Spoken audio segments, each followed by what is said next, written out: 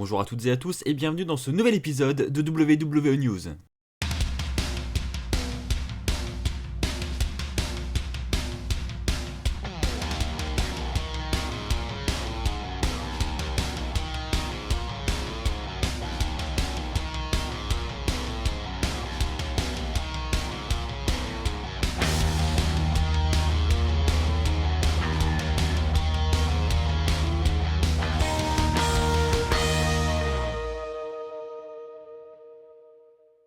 Avant de commencer cet épisode, j'ai deux infos importantes à vous donner.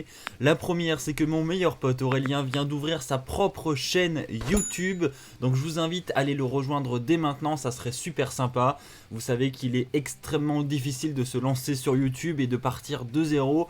Donc je compte sur vous pour aller le soutenir, surtout que vous le connaissez déjà, vous savez comment il est. Bref, je suis sûr qu'il vous offrira du très bon contenu. Sa chaîne c'est Catch Power, le lien est dans la description de cette vidéo.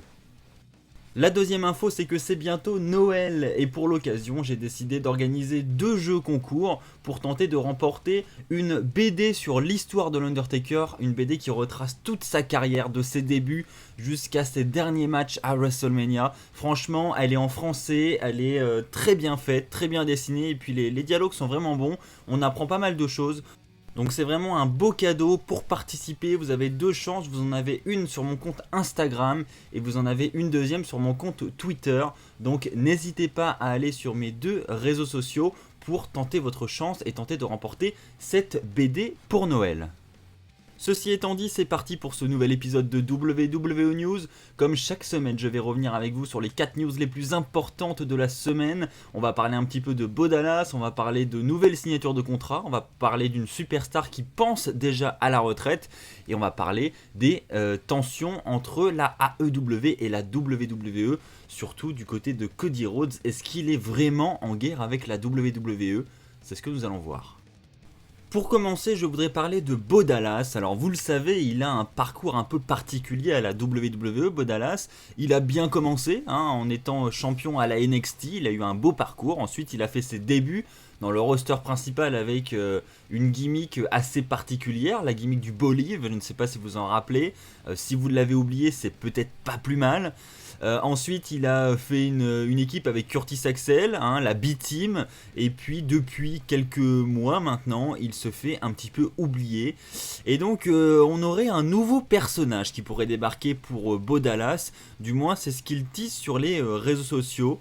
Alors je vais vous lire et vous traduire ce qu'il a rédigé sur Twitter. Il a tout simplement dit « Je travaille actuellement sur quelque chose qui va changer une vie. La prochaine fois que vous allez me voir, ce sera un Bo que vous n'aurez jamais vu. » Donc voilà, c'est un tweet très très court mais qui veut quand même dire beaucoup de choses, surtout avec son frère Bray Wyatt qui vient de faire son retour devant les écrans il y a quelques mois, avec un tout nouveau personnage, avec quelque chose qu'il a construit lui-même. Est-ce que Bray va lui donner des conseils? Est-ce que, je ne sais pas, est-ce qu'il va y avoir un lien entre les deux personnages? Mais en tout cas, ça promet et j'espère du fond du cœur pour lui que ça va fonctionner, parce qu'il mérite clairement une meilleure utilisation que ce qu'il a actuellement. Et donc ça passe évidemment par un personnage, on dira tout ce qu'on voudra, mais un personnage comme à Bray Wyatt, ça fait toute une carrière, et c'est pour ça que Bray Wyatt a la notoriété et a le succès qu'il a aujourd'hui, c'est pour ça qu'il est devenu champion du monde, c'est grâce à ce personnage. Donc le talent in-ring, le talent au micro, etc., ça ne suffit pas, il faut vraiment le personnage qui va autour. Donc j'espère pour lui qu'il a de bonnes idées, qu'il travaille vraiment de manière très forte là-dessus et qu'il va revenir avec ce personnage qui nous tease comme vraiment quelque chose qui va changer sa vie. Donc j'espère qu'il a raison et j'espère que ce sera un personnage qui tiendra la route et que la WWE saura l'utiliser, parce que ça aussi c'est autre chose. C'est bien d'avoir un nouveau personnage, c'est bien de proposer les idées à Vince, mais il ne faut pas que Vince derrière il fasse n'importe quoi avec cette idée et qu'ils arrivent avec les officiels à construire quelque chose qui tienne la route. Donc on croise les doigts et on espère revoir Bo Dallas très très vite avec ce nouveau personnage et avec une montée en flèche de sa carrière. Ah, les signatures de contrat, on aime ça, et on en a une nouvelle qui vient d'arriver à la WWE, du moins une prolongation de contrat. C'est Dana Brooke qui est sous contrat avec la WWE depuis un bon petit moment maintenant, qui vient de révéler qu'elle a signé une prolongation de contrat avec la WWE, une prolongation de 5 ans. Donc on va pouvoir profiter de Dana Brooke pour au moins 5 ans, du moins c'est ce qu'elle a révélé dans une interview pour Sports Illustrated. De même que pour Bo Dallas, on espère qu'elle aura une bonne utilisation à la WWE, que les officiels vont en faire quelque chose, parce que honnêtement ça aussi c'est un talent de gâché et c'est quelqu'un qui n'a pas été utilisé à sa juste valeur. Je suis désolé, mais regardez ses dernières années de carrière, elle a vraiment rien fait du tout. Elle n'a quasiment jamais eu d'opportunité pour devenir championne du monde. Donc c'est clairement dommage et j'espère que la direction va changer dans ces 5 prochaines années. Visiblement, depuis qu'elle est arrivée à SmackDown, c'est un peu mieux pour elle. Regardez les derniers épisodes de SmackDown. On voit qu'elle a un petit peu plus de spotlight, elle est impliquée dans la rivalité avec Lacey Evans, Bayley et Sasha Banks. Donc on met quand même les lumières sur elle. Elle a eu des segments avec Elias. Le fait qu'elle soit proche de Batista également, ça doit l'aider aussi à gagner en notoriété. Donc je pense qu'il y a plein de facteurs qui font qu'elle pourrait revenir petit à petit sur le devant de la scène comme ça. Et c'est une très bonne chose et j'espère que ce sera le cas. Elle mérite d'avoir une opportunité. Alors, devenir championne dans l'immédiat, peut-être pas, parce qu'évidemment il y a plein de rivalités en cours et on a plein de femmes qui sont peut-être devant elle dans le classement des superstars qui méritent de devenir championne. Mais en attendant, elle mérite au moins d'avoir des opportunités. Et voilà, je dis pas d'avoir un match de Dana Brooke dans le main event de WrestleMania, mais au moins dans un pay-per-view plus lambda, un pay-per-view mineur dans l'année. Pourquoi pas lui offrir une opportunité? Je pense qu'elle le mérite quand même. N'hésitez pas à me partager votre avis dans les commentaires, tiens ça m'intéresse. Est-ce que vous aimez bien le travail de Dana Brooke, que ce soit son personnage, que ce soit ses prestations dans le ring? Est-ce que vous trouvez qu'elle mérite d'avoir une opportunité pour le titre féminin? Lâchez-vous dans les commentaires, ça m'intéresse. Nous allons maintenant parler un petit peu de la NXT et de la AEW avec Cody Rhodes.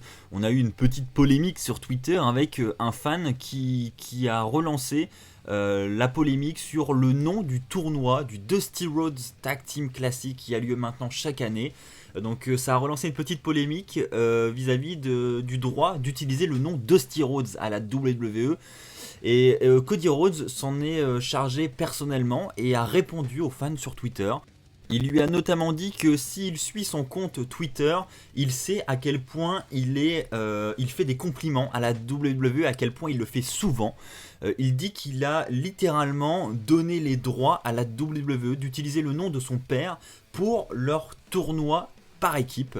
Donc c'est une autorisation que Cody Rhodes a donnée personnellement et visiblement ça lui tient à cœur et il semble être plutôt en bon terme avec la WWE là-dessus. Donc on aura bien le Dusty Rhodes Tag Team Classic l'année prochaine à la WWE du côté de NXT. NXT qui est pourtant en face de la AEW et ils sont concurrents, on le rappelle, ils sont sur la même tranche horaire. Et pourtant Cody Rhodes accepte tout de même de mettre en place ce tournoi du Dusty Rhodes Tag Team Classic. Donc ça va être quand même drôle de voir les mercredis soirs, d'un côté à la WWE, un tournoi qui s'appelle le Dusty Rhodes Tag Team Classic, et en face, voir Cody Rhodes à la AEW dans une fédération concurrente. C'est quand même assez incroyable je trouve, mais comme vous le voyez, visiblement il n'y a pas de tension entre la WWE et Cody Rhodes actuellement à ce sujet. C'est une autorisation que Cody Rhodes a entièrement laissé à la WWE. Donc c'est franchement je trouve ça très très cool de la part de Cody Rhodes et je le comprends un peu parce que bon c'est quand même un tournoi qui va devenir petit à petit historique et puis c'est honorer la mémoire de son père. Donc franchement je comprends pas pourquoi il interdirait la WWE d'utiliser le nom de son père. Franchement c'est que bénéfique je trouve, donc c'est une très bonne chose et j'ai hâte de voir ce tournoi commencer. On rappelle que ce tournoi aura lieu en janvier 2020 et que les premiers participants de ce tournoi devraient être annoncés dès le premier épisode de la NXT en 2020, à savoir l'épisode du 1er janvier 2020. Allez, on va conclure cet épisode de WWE News sur la grosse information de cet épisode. Elle va concerner Kofi Kingston. Alors oui, Kofi Kingston semble déjà penser à la retraite à la fin de son contrat. Je vous rapportais dernièrement dans l'un des derniers épisodes de WWE News que Kofi Kingston venait de signer une prolongation de contrat, une prolongation de 5 ans. Et donc à la suite de cette annonce, des journalistes lui ont posé la question et lui ont demandé s'il pensait à la retraite à la fin de ces 5 ans de contrat supplémentaires. Et Kofi Kingston a tout simplement répondu que oui, que ça serait idiot de ne pas y penser et que forcément il y pense. Alors, il dit qu'il n'y pense pas pour une potentielle blessure ou parce qu'il sera trop âgé, c'est pas ça qui l'embête.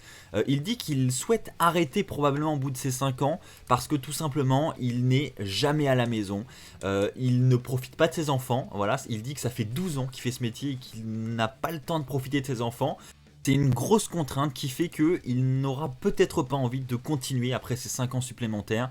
Il prend un exemple, il dit que par exemple, il a travaillé une journée de plus, ensuite il a réalisé plusieurs live events, il a eu des conférences de presse, il a eu TLC, il a pu rentrer chez lui le lundi, mais dès le lendemain, dès le mardi, il devait repartir sur les routes. Donc il n'a jamais de repos et jamais de temps à passer avec sa famille. Et donc ça, il insiste là-dessus, c'est une grosse contrainte et il a envie de profiter de ses enfants pendant qu'ils grandissent et donc à cause de cela il pourrait très bien et très probablement prendre sa retraite.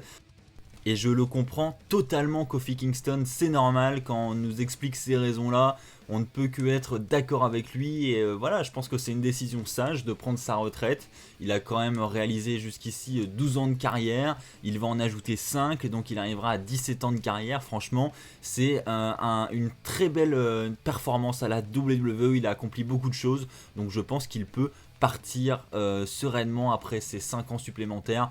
Il a actuellement 38 ans, il en aura 43 quand son contrat se terminera.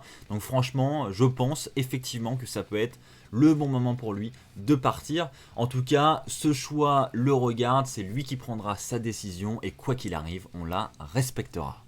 Voilà, c'est ainsi que s'achève cet épisode de WWE News, j'espère qu'il vous aura plu. Si c'est le cas, comme d'habitude, je vous invite à vous abonner et activer la petite clochette pour ne pas rater les prochaines vidéos qui sortiront sur la chaîne. N'hésitez pas également à lâcher un pouce bleu. Je vous invite également à rejoindre la chaîne de Aurélien qui s'appelle Catch Power, le lien de sa chaîne est dans la description. Merci à tous ceux qui le feront, ça me fera extrêmement plaisir pour lui. Et puis n'oubliez pas également les jeux concours sur Instagram et sur Twitter. Les liens de mes comptes s'affichent sur votre écran. On se retrouve très très vite, d'ici là portez-vous bien. Et puis comme d'habitude n'oubliez pas, soyez toujours très très fiers d'être fan de catch. Allez bye tout le monde.